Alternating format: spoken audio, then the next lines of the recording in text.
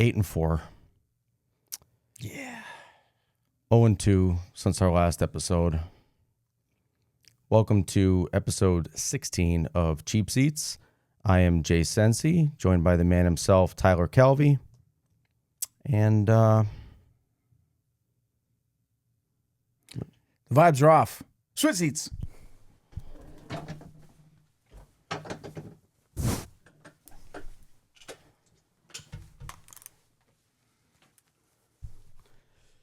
let's go.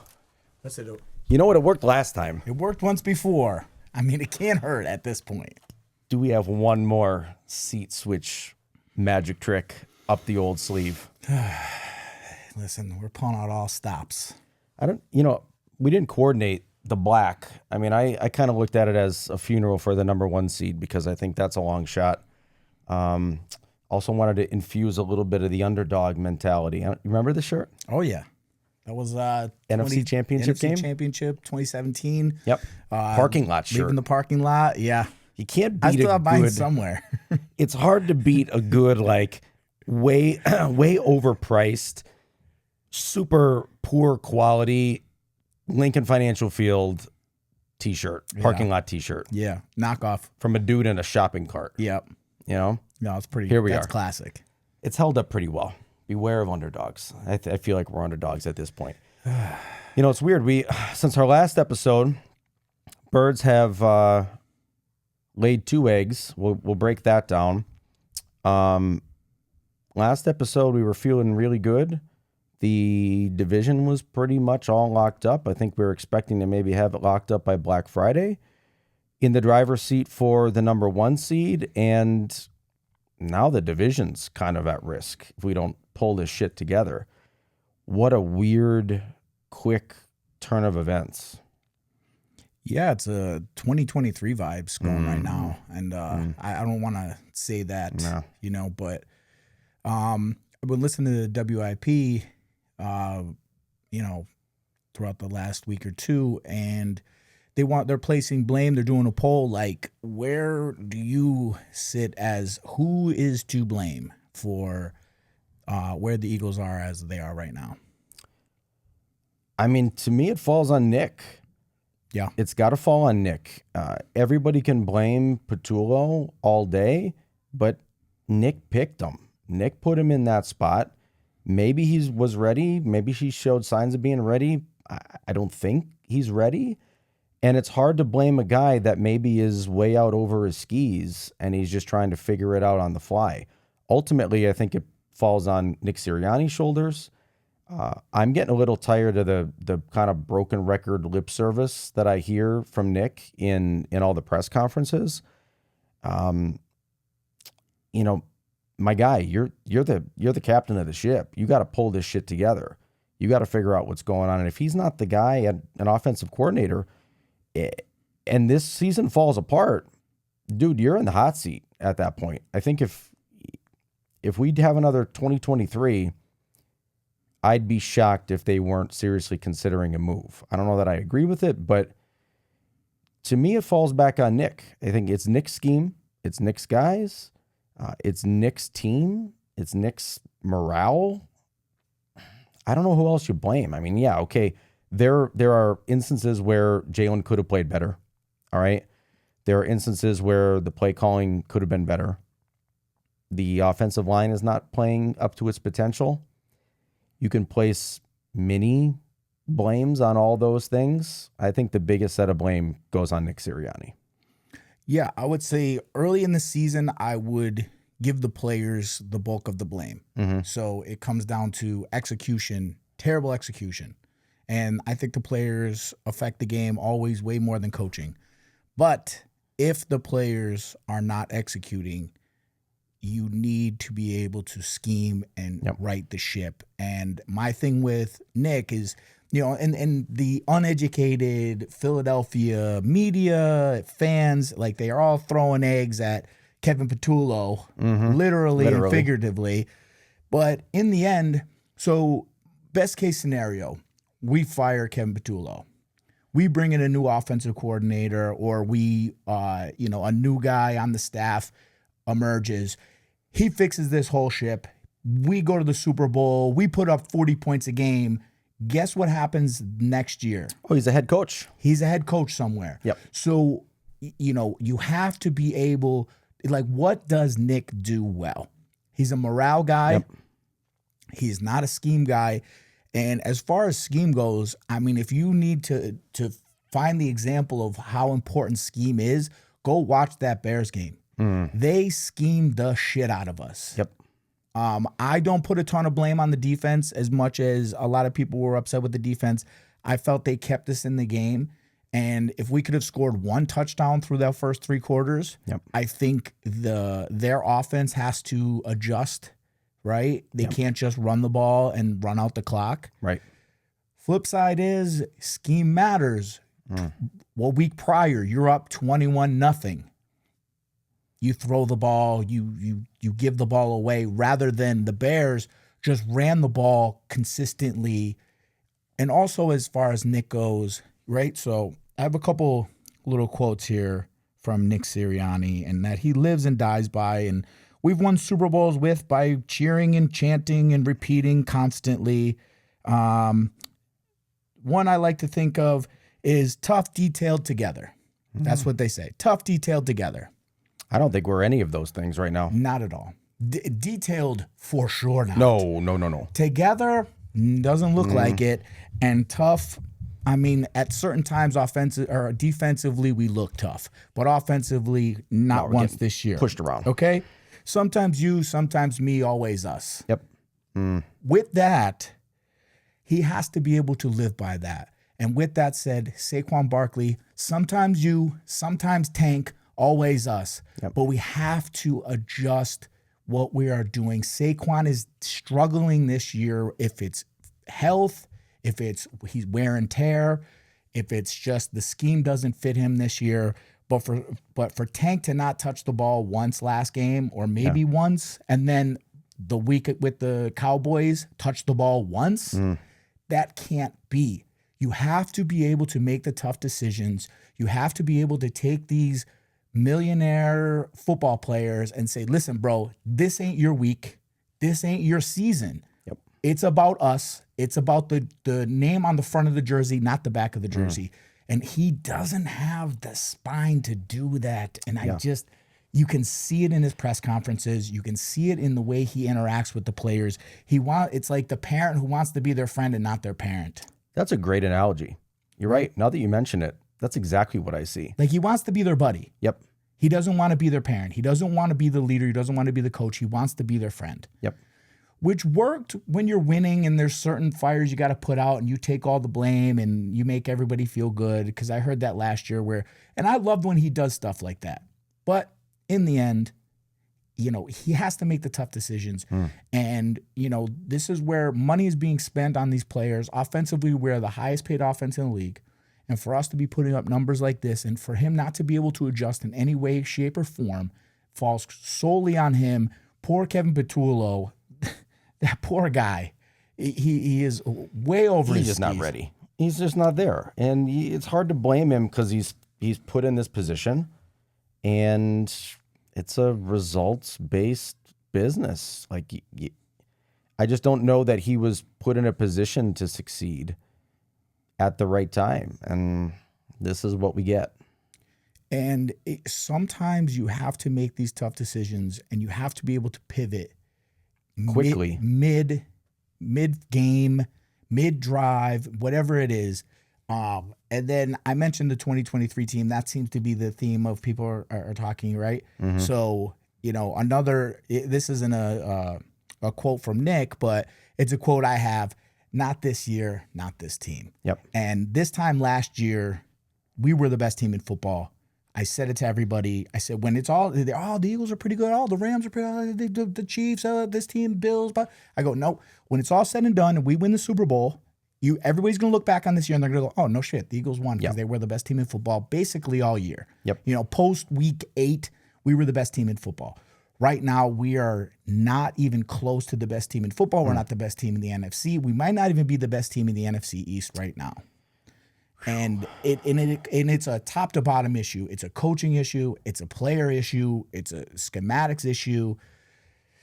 It's a mess right now. And but with that said, I'm still the eternal optimist, and I'm just gonna say, as far as 2023 to 2023, not this year, not this team. Let's fucking go. fix this. We have to fix this. How can you not? It blows my mind. It's a double-edged sword, because on one side you say, how can you not fix this with the talent that we've got? But on the other side, it's like, we're so far into the season that if you haven't fixed literally of any of those things up to this point, how confident can you be that we're going to solve them now? Yeah, no. Right? We got a couple weeks left. We're going to make the playoffs, right? I say that. Yeah. It was a 95% chance that we lost the Bears game. I like those odds. Yeah. I don't feel real good about it. I'll be honest. I don't feel real good about it at this juncture with how this team is operating. And, to go on the Nick Sirianni thing, to add a quote, and this won't be a direct quote, but he's always talking about how he loves the adversity. My dude, do something with it then. Come on. You love the adversity. You learn from the adversity. Fuck. We collapsed in 2023. You learned from that. We fixed it. Take a little bit of what you learned there and do something with it now, because the window's going to close. Yeah. To me, the biggest thing is it's crazy to say at the beginning of the season, but sometimes you got to play your stars less if they're not stars anymore. Yep. And Saquon is not playing like a star. And here's a thing too that I think he would grow and mature and learn from, is if you put Tank in there, and we do have success with Tank, at least now Saquon can watch him and go, okay, I need to be hitting the holes. I got to stop dancing around. I got to stop. Or maybe it's even when Saquon's in the game, there's a lot more keying on him. They watch the film. They know what he likes. They know where he's going to be. But with Tank, there's this, unknown. And we've gotten a lot of explosive plays from him because they don't know what he's going to be doing. Right. He's not dancing in the hole. He's hitting the hole. He's picking up 4 or 5 yards. And sometimes it turns into 9, 10, 20 yards. So we have to be able to lean on that. And then, also with it's almost like we have too much talent to figure out what we want to do. Jahad Campbell played 0 snaps. Yeah. In a game where we got dominated running the ball. I don't understand how. But that's N'Kobe's sweet spot, right? That's his bread and butter against the run. Yeah, but my thing is, you can't, like, rotate, Zach though. Bond didn't play great. No. Give him a blow. Let the young guy get some reps. Like, we had an embarrassment of riches early in the season when our linebacker played, and they were doing a good job at rotating them all in and getting them all, a little bit of eats. And right now, to get 0 snaps right now, it doesn't make sense to me. Like, you can't move him to outside pass rusher to increase the blitzing. You can't blitz Zach Bond and use him. In a game like that, a 3 linebacker, set would have been pretty helpful, especially when you're down to safety. Sidney Brown he ain't it. No. That one play, man, he got put in a blender. Yep. You have to be able to figure things out. I believe in Vic. I think Vic has done a great job this year with losing the amount he did. And going back to blame, I feel like you got to put a slight blame on Howie. We give him a lot of credit for a lot of the things he did, but I think he over-evaluated, and he thought we had a lot more with our offensive line. I think we had enough defensively. We saw how terrible the pass rush has been and was, especially when Nolan Smith wasn't out. We go and address that with Phillips. I get that, but there's missing pieces and to this puzzle that, it looks completely different than it did last year. No, the offensive line is atrocious right now. Yeah, it's awful. And it's mind-blowing knowing what they were even the last 2 seasons, right? Last 3 seasons, even take it back another year. I would say 5 seasons. We've been a top 10 rushing attack every single season. For us to be at the bottom 10 of the league, or 22 or 24 or something like that. Like, that can't be. And that is the identity of this team. Yep. And then also with that, as far as scheme and stuff go, now the chirps are coming out that Jalen doesn't want to run. Yep. Right? And if that's the case, he is, I haven't seen him pull on a read option almost all season. That's true. There's been some designed runs, which he'll do. He's still among the league lead in designed runs, but, 37 of them are tush pushes or something like that. So almost half of them. He still runs the most per se, but you take away the tush pushes as far as design runs go. But I'm saying that read option, his ability to pull that and keep the read option opens up holes for Saquon and the running backs. And if he really did go to the coaching staff and say that, like, I don't want to keep it, I don't see him doing that. I don't see it either. But there's 2 or 3 reports that claim that was something that he said. He said he took the injury 2 years ago with Chicago. Mm-hmm. He took the injury in 2023 to the knee, running the draws all the time. Yep. And then he took the hit last year during the Commanders game and put him out. Yeah. So he said he wants to, increase his longevity. But, at this point, I'm cool with you, saving him.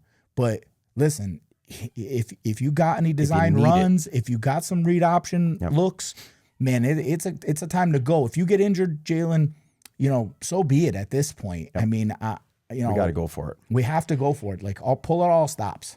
I do feel like he is a lot more risk averse though. Yeah. This year, right? Yeah. And I think you see that in the results. There's been a lot of games this year that I think he's played really well, but he's not pushing the ball downfield. He's taking the safe throws. He's not running the ball. And, that comes with fewer turnovers, right? And I think we praised him most of this year for not turning the ball over, which is something that was a problem in prior seasons. But now you kind of have the opposite effect where we're just not taking, and I'm not saying take a ton of risk, maybe take a little bit more risk than we're taking right now, and maybe more results come out of it.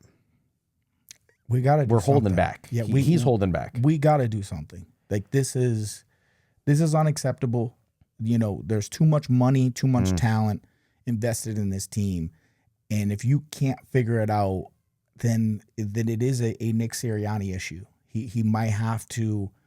And it's so hard to move off him. They just gave him an extension. I know. To be able to do that and to even say this, but when you watch Ben Johnson and how he schemed up and how he put our very good defense in a blender where just motioning, just giving some window dressing to, plays.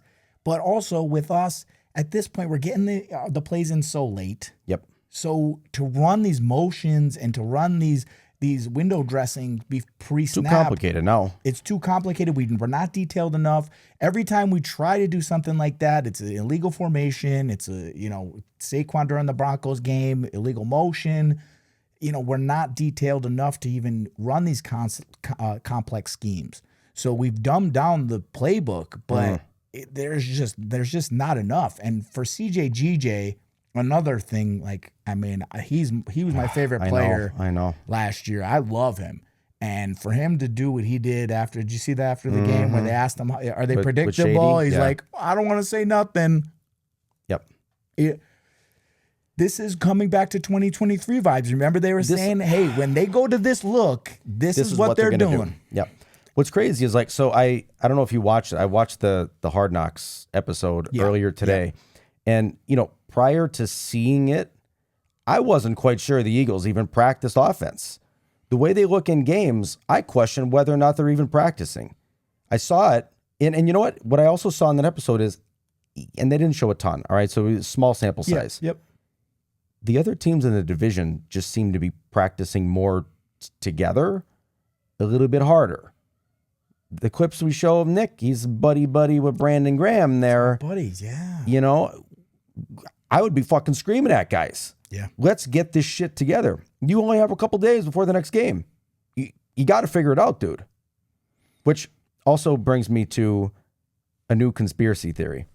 Give me my Kelly Green tinfoil. All right. You ready for this? I'm ready. 2 weeks ago. All right. Everyone expected the Philadelphia Eagles to lock up the division by Black Friday, which is also around the time that this Hard Knocks NFC East is starting. Could you imagine how boring that show would be if the Eagles had wrapped up the division in the first episode and every other team in that show was eliminated from playoff contention? I like it. Imagine, just for a moment. Yeah. Just for a moment. I'm not saying the NFL's fixed. Just imagine for a moment. You have a lot of money riding on this Hard Knock show. You need this shit to be interesting. Not interesting when the division's a lock. Maybe, just maybe, there's a surprise in there. Maybe the Cowboys start catching up to the Eagles. The other two are a lost cause. Forget about it. Yeah. But we throw a little bit of action in the mix. We get some ratings on top of maybe some more exciting games at the end of the year, because those Commanders games would have been pretty much worthless if we locked up the division outside of the number one seed. If we beat the Bears, we would have been in the driver's seat for number one seed too. Yep. I don't know when we could have theoretically locked that up had we won both of those games. But the conspiracy theorist in me says that maybe there was some weird finagling as we lead into the show. Yeah, I mean, some of the calls you see during these games, you have to ask yourself, is there some fuckery afoot? Listen, when your number one sponsor to your product is a gambling site, you always have to ask yourself, what the fuck? Listen, that's what I got for this week. Yeah, that's a good one, man. No, listen. You know, I don't know. I'm just gonna leave it here. Ratings matter. Listen, ratings do matter. I mean, just look at just news in general. Like news went from these are the facts to we need ratings. Yep. So if the news that were used to be facts are now narratives and speculation, why wouldn't you want your sports league to have more storylines, more interesting takes, a lot of gambling going on. I mean, that's the whole reason they flexed those games at the end of the season. For sure. Right? They changed the primetime games. They create the story. They got to put it at a better time based on who's paying for the advertising in the game. Yep. I don't know if the Hard Knocks is any different. But maybe now that they created a little bit of controversy and they're a little bit of a maybe, could the Cowboys get there? Maybe they'll let us play real football. Yeah, I mean, if the Eagles looked half decent throughout the year, it would be a lot more of an interesting take. But yeah, it's fair. They've looked like shit all year. They look like shit all year, and we've been sitting here week to week, and every week they're gonna fix it. We believe. Finger everything crossed. Man, it's just but that's where we come back to. I'm not blaming Kevin Patullo. This is a Sirianni situation. Sirianni did this in his first year as coach. Our offense did not look consistently good, right? But we ran the ball consistently good, right? We led the league in rushing. The following year, we start the year off. We look good, but Shane Steichen takes over. Actually, no, it was 2021. Nick Sirianni doesn't look good early on in the year. Shane Steichen takes over. We look good. 2022, Shane Steichen's the offensive coordinator going into the league or into the year. We start out 10-1. We go to the Super Bowl. He loses a job. Ben Johnson comes in. Brian Johnson comes in. We look terrible. But yet again, the whole speculation was this is Nick's offense. This is Nick's guy. He's running Nick's offense.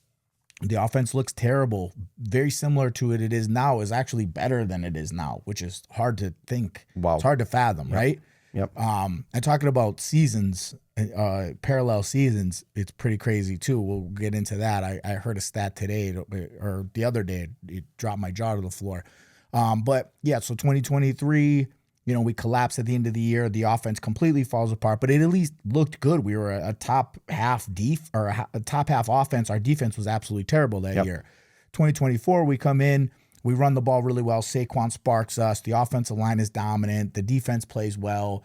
We're always playing with a lead. We're always allowed to run the ball. We led with the run game. Defense finished games. The offensive line finished games for us. And then now we're back. We lose Kellen Moore. we're back to the Nick Sirianni guy calling the plays of his offense, and what the consensus is across the league of other guys watching this, professionals who used to play this game, they go, it's extremely predictable.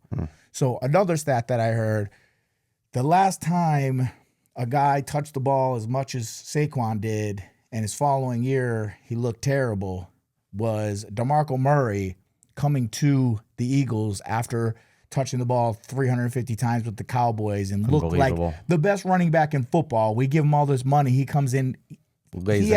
He's actually having a better, DeMarco Murray is having a better season with the Eagles than Saquon's having this year. No. Yes. Or they're extremely comparable, but what they said through the first 13 weeks, they're about the same. I think DeMarco Murray had a couple more rushing yards. And if you go back and think about that year, how underutilized he was, how ineffective he was for us. That's unbelievable. Yeah. So that's where Saquon's at. Jesus. So, yeah.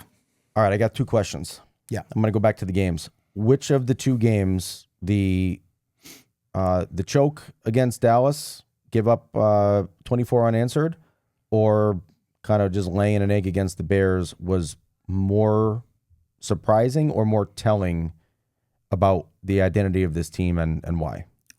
I think it's always the Cowboys game. Yep. Yeah, the Cowboys. Because with that, at least our offense was doing something. The defense was getting turnovers. We had the game. And, you know, as far as coaching goes, you got to be able to finish the game. Yep. Where the Bears game, to me, it was a lot of execution. Mm-hmm. It was poor execution on our part and good execution on their part. I felt that, Ben Johnson called a great game. Yep. And he was, how I talk about the temperature of the game, he took the temperature of the game and understood that we need to take the air out of the ball, and we're going to run it. We're going to control the pace. We're going to control the clock. And then our offense is going 3 and out. And the wind was a factor as well. So they did a great job at, like, we're going to run the ball and we're going to make it look like we're going to do a million other things, and then we're just going to hand the ball off. Yep. That right there is just the mastery of offense, where you see the difference of scheme and schematics and how that works. And you can blame Kevin Patullo all day, but Kevin Patullo doesn't have the nuts or the cachet to say, you know what, Nick, I got a better idea. Right. He doesn't. So it is Nick Sirianni's offense. Which is where I think Shane Steichen and Kellen Moore did. Right. Right? And I think that's, but Brian Johnson did not. No. Right? So I think we've got, over the last couple of years, we've got 2 different flavors of offensive coordinators. Those that are just kind of yes men, the Patullos and the Brian Johnsons. And we've got guys that are like, I think I could do this a little bit better. Give me the reins. I got it, in the Kellen Moores and the Shane Steichens. Yep. 100%. All right, second question. Yep. Hypothetical, because, again, I'm a forever optimist too, but the confidence level is shrinking by the day. Yeah. We win the division. We get bounced in the wild card. You're Howie or you're Jeffrey Lurie. What do you do in the offseason, coaching staff-wise? I mean, like an embarrassing loss in the wild card. An embarrassing loss. I mean, you have to consider, is Gruden out there? I think you have to really, but I think here's the thing too, though, about Howie and Jeff Lurie. From what I understand through the Doug Peterson era, Doug Peterson was very headstrong. That the reason why he had to go was because they kept feeding him analytics. And they said, you should be doing more of this and more of this and more of that. Mm-hmm. And he was like, fuck you, I'm going to do it the way I want to do it. And I didn't know that. Yeah. So there was a big part, a lot of meddling from the front office. I think Jeff Lurie and Howie like a coach that's more of a yes man. Yeah. So I think they will keep Nick, and they will go out and they will hire the best offensive coordinator that money can buy. Yeah. But with that, maybe they tell Nick, line up your top 3 candidates, and then they just don't call any of those guys. Yeah, to me, I don't understand. why they wouldn't go outside the building and look for something better. It's worked before. On that topic, would you bring back Frank Reich? 100%. He's available. So here's the thing. Bring him back as a consultant. We did that with Vic. Vic Fangio, right? The year we went to the Super Bowl and lost. He helped our defense just as a consultant, which means he had a big deal with, adding like, hey, man, you guys are doing, this is good, but you should be adding this, adding that. And then he was prepped for the following year. Right. To have the job too, right? Yeah, I think, and here's the thing. The best case scenario is a Frank Reich. He's had his bite at the apple of being a head coach. Yes. He's not, it's a very Vic Fangio situation where he's a little too old, a little too long in the tooth. And nowadays in the NFL, they want the young mind. Flashy guy. Yes. Yeah. Yep. They the don't genius want, mind. Yep. Right. So with the Frank Reich, you get that where now you can have longevity and stability. Plus, it's a guy that has, I think with Vic as well, where Nick knows his place with Vic. Vic has enough cachet throughout the league, respect and admiration from his peers to where when Vic says this, he goes, you got it, sir. You know what I mean? Where Frank Reich was the head coach of the Colts, he hired Nick Sirianni and Shane Steichen, and they were worked on his staff. And he talks about how, he has a ton of respect for him. He gave him his opportunities. And I think it would be a great full circle moment. I think that would be the best case scenario of how to fix this. Yeah. I mean, you got to wonder what they're waiting for. Make the call. Maybe they are. Maybe they are. Yeah. I mean, well, they technically couldn't until this week because Frank Reich was on the Stanford staff. Yep. So, yeah. But the only thing that is a holdup, right? So from what I understand with contracts, Frank Reich's still getting paid from the Carolina Panthers. Oh, interesting. But if you're getting still paid from the Carolina Panthers, you can coach college, but you can't coach in the pros. So that's where there will be a hang up. But I think his contract should be up after this year. So just buy out the rest of the contract, man. Yeah. If that's the case, and he's got a couple months left, send the Panthers a check. Yeah. It'd be interesting to see how this all shakes out. But honestly, I think that the Nick Sirianni's holding steadfast. I think they're giving him a long rope because of the fact that you just won a Super Bowl. Yep. That gives you a lot of leeway to say and do what you want to do. Sometimes though, you have to, if you're driving into the wall, I don't care if it's Richard Petty. You gotta be like, bro, there's a truck coming. We're like, jerk the wheel because it's got to change course. I get that take and I agree with it. If this is week 5, right? Yeah, right. You get some leeway. You got some time to figure it out. Like, I don't think you have that leeway at this point. I think you got to make some changes. And I'm not saying fire the guy, but no, right. If the contractual thing were able to be brought in, Frank in as a consultant would be fucking money.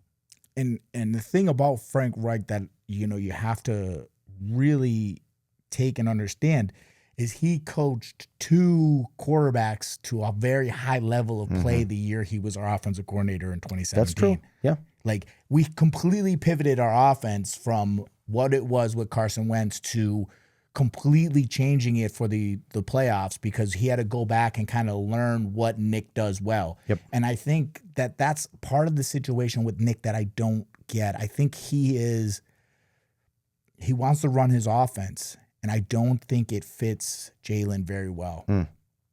And like I said, I don't think that this is Jalen's idea of what he wants to be running. No. I think that if it was, I think it should be run a little bit different. I think we need to go back, evaluate, and get back to the strengths of Jalen because he does have strengths, but the strengths are a lot of strengths. But the strengths are him running the ball. Yeah.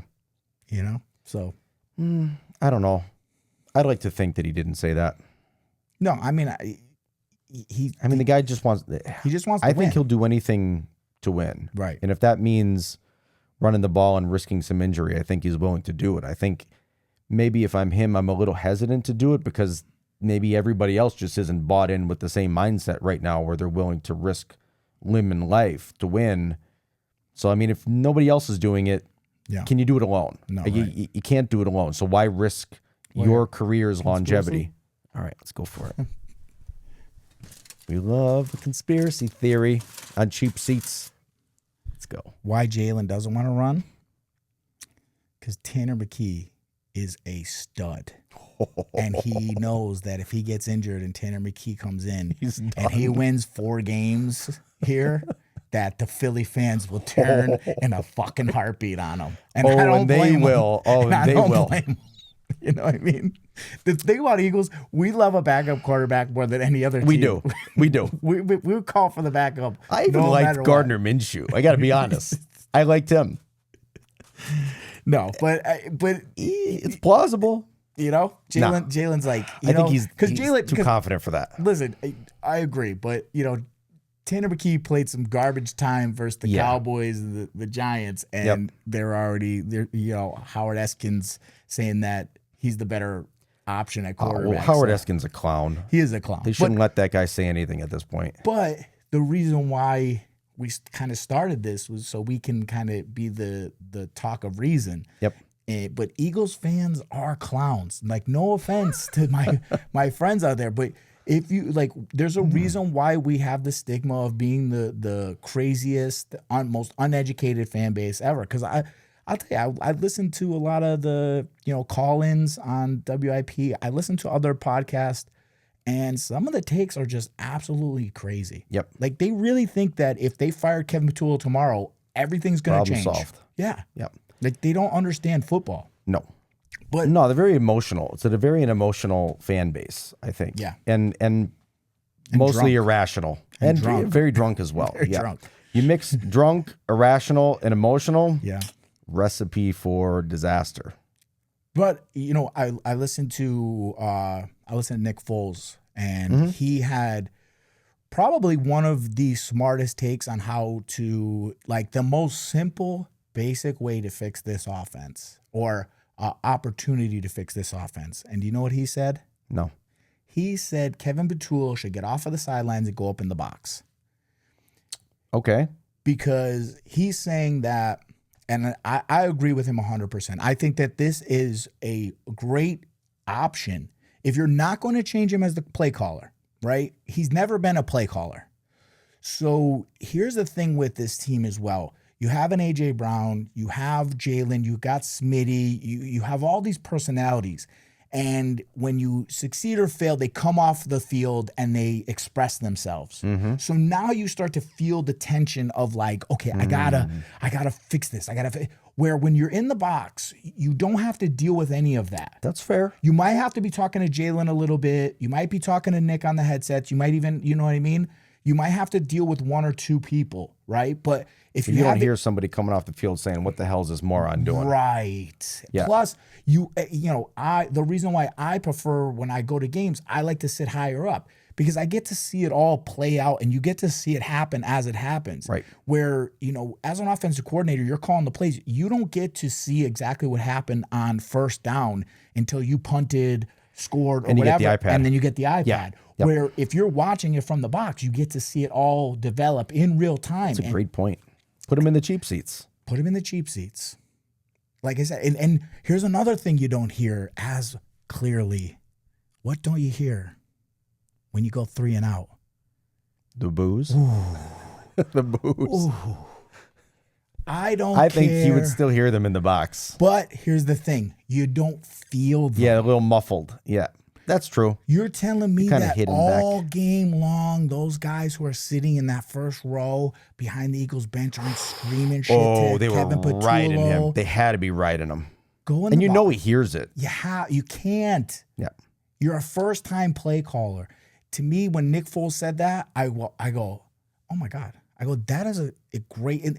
It's a simple you don't think adjustment. about that. It's a simple adjustment. Yeah. And like I said, you have an A.J. Brown coming off the field, shaking his head, throwing his helmet. Right. Now you're in your head, you're like, all right, I got to get him involved. Yep. But if you're in the box, you don't even see that. Right. It's too far away. You get to remove yourself from the emotion of the game. And it seems too simple. Seems too simple to try. It'd be worth a try. It'd be interesting if we see him Sunday in the box. Listen, another thing about that too, I've been listening to Nick Foles a lot. Maybe a possible offensive coordinator in the future. Ooh, interesting. And do you know who make the best offensive coordinators? Backup quarterbacks? Backup quarterbacks. Because they're basically They basically do it. Right. Yep. Go Birds. We just solved the Eagles' problems. Put him in the box. And then get Nick Foles on the interview block. Call him. You got the number still? I called Put Nick. The signs up. I left him a message, but Nick Foles has his direct line, so I'm pretty sure he got to him. Make the call, Nick to Nick. But absolutely, being able to remove, like we just said, it makes so sense. much emotion. There's so much emotion involved. There's a reason why Nick Fangio will not go down to the sidelines. Like Jordan Davis was like, I wish Nick would come down to the call from the sidelines once so we could bump into him and high five him and stuff. As good as it is when it's good, that's great. Yeah, he was on the sidelines last year. There was a lot of high fiving and stuff going on. Kellen Moore is a professional. He was a professional football player.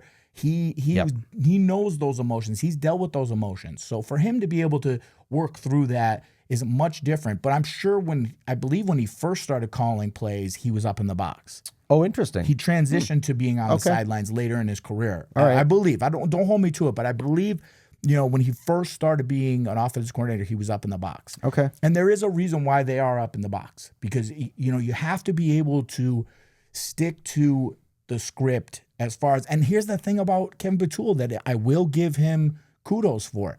When we do our scripted plays, there were a lot of drives when we come out and we look very good. We're on time. We're on down. We're on yards. Everything's working very well. Yep.